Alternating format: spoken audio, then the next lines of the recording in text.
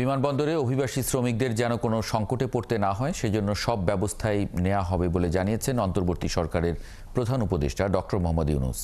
বৃহস্পতিবার সন্ধ্যায় প্রধান উপদেষ্টা আজারবাইজানে জলবায়ু সম্মেলন শেষে দেশে ফিরে যাত্রীদের আপনজনদের বিশ্রামাগার উদ্বোধনী অনুষ্ঠানে কথা বলেন। প্রধান উপদেষ্টা বলেন, সারা দেশ থেকে আসা শ্রমিকরা বিমানবন্দরে এসে কোথায় যাবেন, কি করবেন বুঝতে পারেন না। এই সংকটের সমাধানে বিমানবন্দরে আসা থেকে শুরু করে বিমানে ওঠা পর্যন্ত তারা যেন কোনো হয়রানির শিকার না হন সেজন্য ব্যবস্থা নেওয়া হচ্ছে। এর আগে 11ই নভেম্বর জলবায়ু সম্মেলনে যাওয়ার সময় তিনি শ্রমিকদের জন্য লাউঞ্জ উদ্বোধন করেন।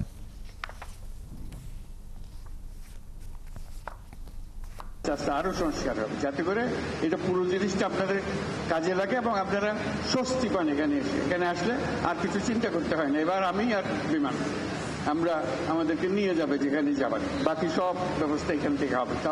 কাউকে দুশ্চিন্তার মধ্যে থাকতে হবে না। যোগাযোগ যা করতে হয় এখানে বসে করবেন, এখানে বিমানবন্দরে যে আনুষ্ঠানিকতা আছে যেগুলো করতে হয় সেগুলো করবেন, যাতে করে সহজে আপনি যান। আপনার মাথার থেকে দুশ্চিন্তার ভারটা তুলে নেওয়া হলো এইটার উদ্দেশ্য।